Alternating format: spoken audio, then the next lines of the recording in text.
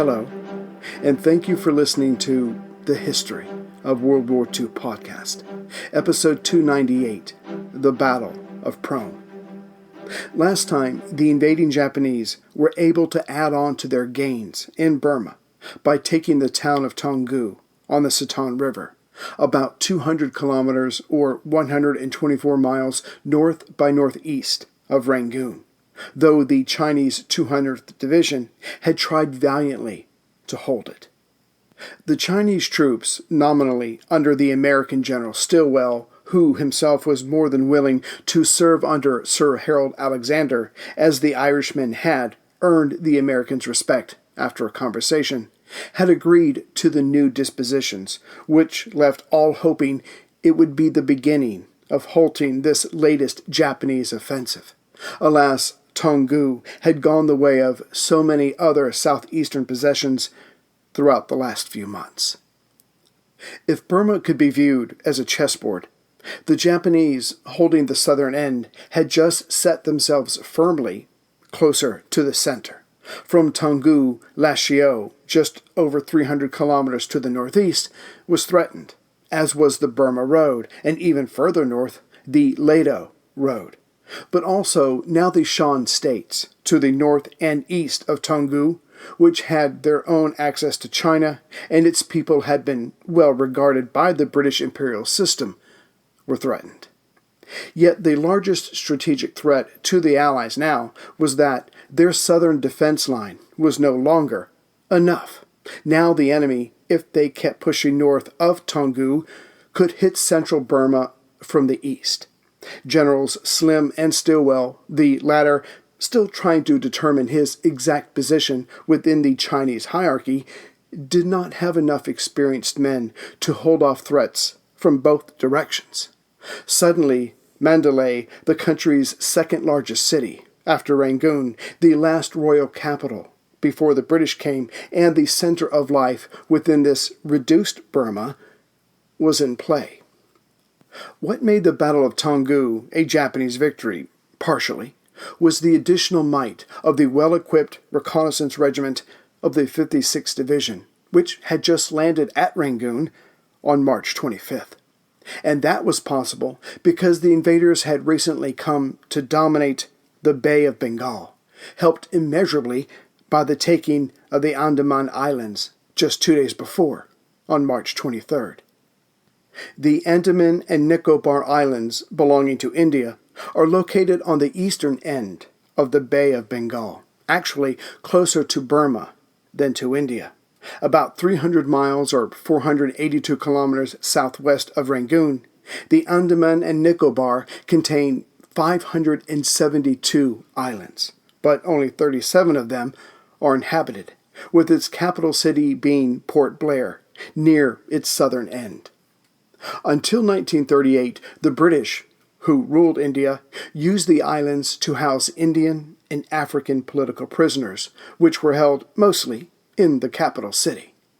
The Japanese were mainly concerned with Port Blair, and its control would help them dominate the surrounding waters. The British guessed the island would be invaded if war came, so had its 300-man Sikh force with 23 British officers augmented by the 412th Frontier Force Regiment of the 16th Indian Infantry Brigade. But when Rangoon fell on March 8th, local time, the Gurkhas of the Frontier Force were evacuated. This latest Japanese victory was radiating outward, making a serious defense of the islands impossible. The Japanese Empire landed there in March, unchallenged. The occupation would go hard for the natives for the next 3 years.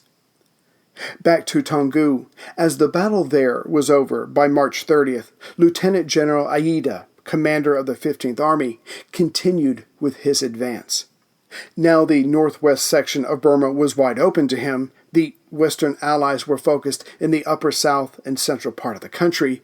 Aida wanted to run the board in the east. Thus, some of his troops and armor were sent across the Taungoo Bridge that was left shaky but intact after the battle. The good news for the Chinese defenders who were there was that they were able to move quickly to the north, The bad news was the why of it. They had been forced to leave behind much of their heavy equipment, and of course this would affect their fighting capabilities when and if the Japanese caught up to them. As Mandalay was their ultimate target, to control it was to project power in any direction. The Allied troops there were kept off balance by regular air attacks.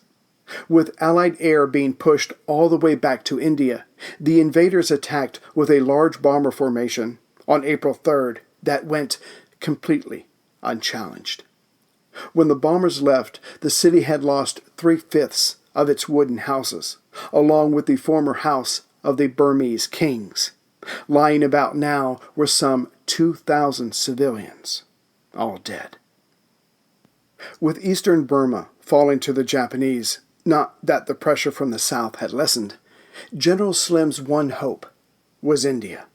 Whatever reinforcements or airstrikes were to come would come from the west, unless something disrupted that, which is exactly what the Japanese had already planned out and put into action. A few days earlier, on April 1st, a Japanese fleet, dubbed the Malaya Force, left Mergui of the Kra Isthmus. Commanded by Admiral Jisaburo Ozawa, considered one of the most capable of the Japanese commanders. He had already seen action in the Malayan campaign and the Dutch East Indies.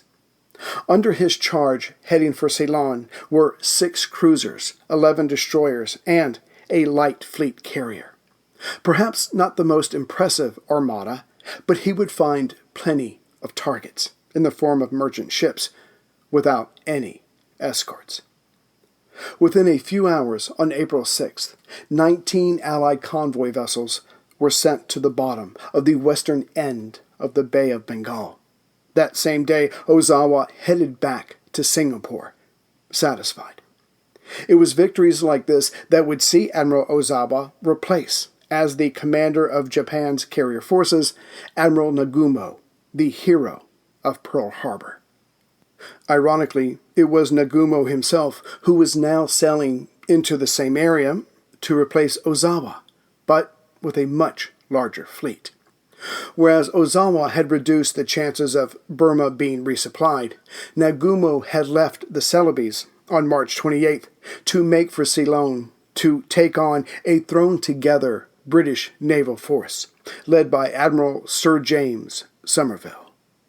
Whereas Admiral Somerville, who had just arrived in late March, had 5 ancient battleships from the Great War, 7 cruisers, again 4 of them were from the previous war, and 16 destroyers, most of this last were in need of major overhauls, Nagumo was coming with 5 fleet carriers, 4 battleships, 3 cruisers, 11 destroyers, and several supply ships, thus extending his operating time.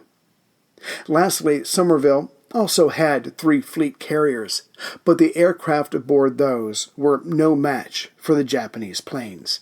Hence, the British carriers, like the older vessels around them, were to be sacrificed, but hopefully they would take a few enemy vessels with them. This is not to impugn Somerville, but combat technology had simply left his vessels behind. On April 4th, a Catalina flying boat had informed Somerville that Nagumo was coming. Wisely, the British admiral kept his older battleships out of the expected target area of the Japanese. Instead, he would attempt to pull out of his sleeve a trick, something worthy of the Japanese themselves. If Somerville could maneuver his fleet carriers close enough to launch a night attack, perhaps his ancient steeds could yet pull off a victory. It was worth trying, and it had a better chance than engaging the Japanese during the day. But Nagumo got in the first strike. Early in the morning of April 5th, at the port city of Colombo on Ceylon's southwest coast, where Somerville's fleet had met up, working together for the first time, it must be noted, was the first target of Nagumo. The Japanese carrier base planes first came in low, strafing and bombing the port and the airfield. to only then use that chaos to bomb safely from a high altitude, not unlike the attack at Pearl. And this attack was just as successful. The destroyer HMS Tenedos and the armed merchant cruiser HMS Hector were struck and sank while in port. Still, Hurricanes and Ferry Fulmars, the latter a respectable plane but unable to deal with the Zeros, were sent up to engage the attackers. The Allied pilots claimed to have shot down 19 Japanese planes, which may or may not have been true, but they certainly lost 19 of their own. Then another 6 Fairey Swordfish were added to that number as they just happened to run into the enemy fighters as they were leaving. Thus, in a matter of days, not only was Burma feeling the Japanese coils around its throat, but now India seemed to be open to invasion. But the attack was not over. Nagumo was there to do a job. Later that same day, the HMS Cornwall in Dorsetshire was set upon by enemy dive bombers. There, just south of Ceylon, the 2 British ships went down. 424 men were lost, but another 1,122 were later rescued. On April 9th, the carrier HMS Hermes and the Australian destroyer RAN Vampire were also taken out by dive bombers. Here, 315 men lost their lives, but just over 600 were later pulled from the water. Nagumo figured he had weakened the Allies enough, and so turned back for the Malacca Strait, in between the Malayan Peninsula and Sumatra. This naval masterstroke by the Japanese had its intended consequences. The Allies had another reason to panic, never good for clear thinking. More Allied troops would be kept in India to stave off an invasion of Ceylon or the Indian subcontinent, and thus not sent to Burma. And these naval battles to the west of Burma had guaranteed the safe arrival of another Japanese convoy to Rangoon, which arrived on April 7th. Disembarking the 18th Infantry Division with supplies for the already engaged 15th Army would bring more pressure to bear on Prome, about 100 kilometers or 62 miles due west of Toungoo. Fortunately for the British, General Slim had gotten his way, as in the Chinese 200th Division covering Toungoo, so brought the 2 divisions of Burma Corps, the 17th Indian Division and the 1st Burma Division, along with the recently arrived 7th Armored Brigade Group, together. These Brits, Indians, Gurkhas, Karens, Shans, Chins, and Burmese were currently holding back the Japanese 5th Army from advancing any further north. But it was not easy going. For one, the defenders were low on weapons and supplies for their infantry, and 2, Burmese scouts were helping the Japanese find ways around the defenders' lines. In fact, Sir Harold Alexander, in overall command, had already decided to pull Burma Corps back again to just south of the oil fields at Ye Nanyang, about 150 kilometers or 93 miles north of Prome, which is where the Japanese needed to go anyways. And he already knew how he wanted to accomplish this retreat, by using the Irrawaddy River and river transports to save his men's strength. But none of this answered the main question: how to pull back while the 2 sides were currently engaged. Again, for a point of reference, Prome is about 100 kilometers, or at 62 miles due west of Toungoo, where Burma Corps and the Japanese 15th Army were currently fighting. But it would be more accurate to say that Burma Corps was lined up just south of Prome, as the city itself was to be protected from the invaders. About 8 miles south of Prome was the smaller town of Shuedong, also along the Irrawaddy River.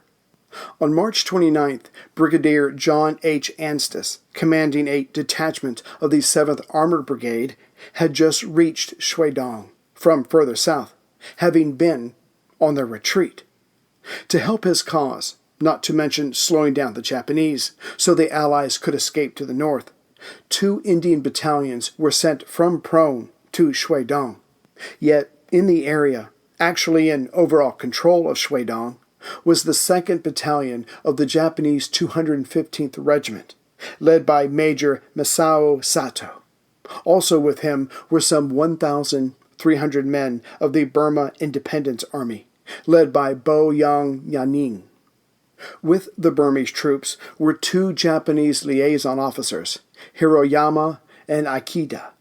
By this point, and it would continue, the BIA, or Burmese Independence Army, led by Japanese officers, had already killed local Karens, or Kayin, and burned their villages.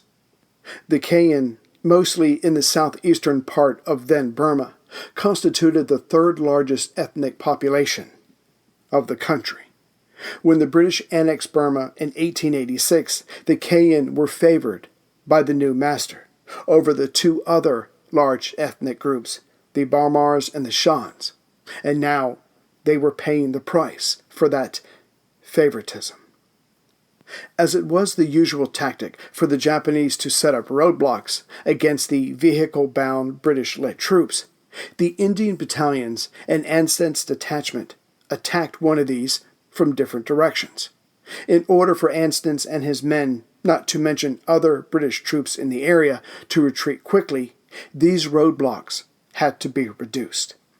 This worked, and then Shuidong itself was hit from different sides by the Allied units.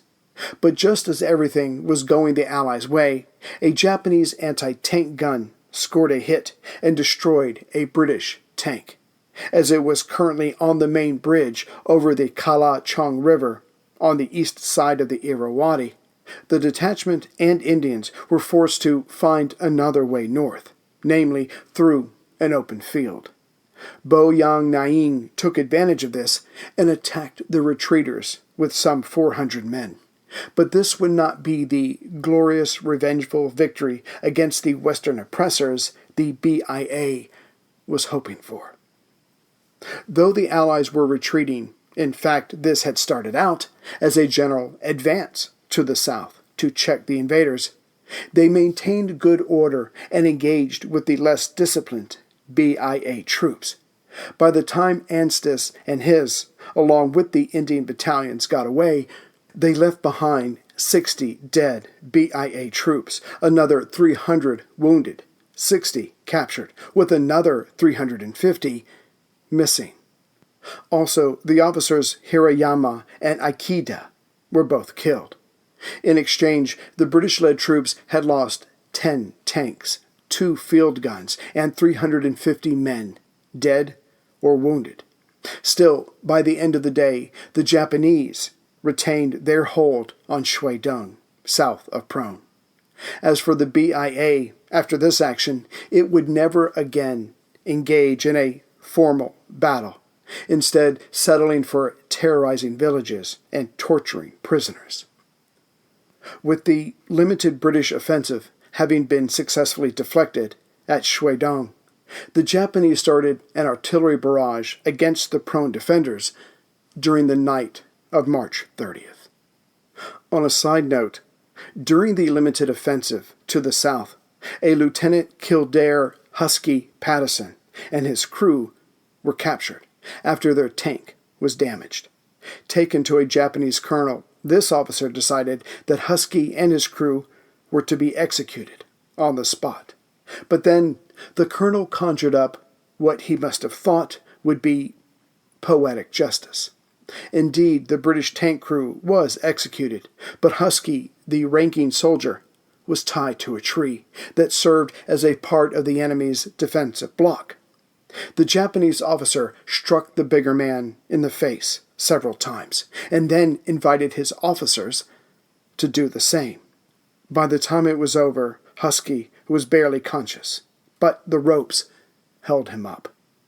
The colonel knew that come morning, the British would shatter this place with artillery. So be it, but one of their first casualties would be their own comrade, Husky. Sure enough, morning came and the shells started landing nearby.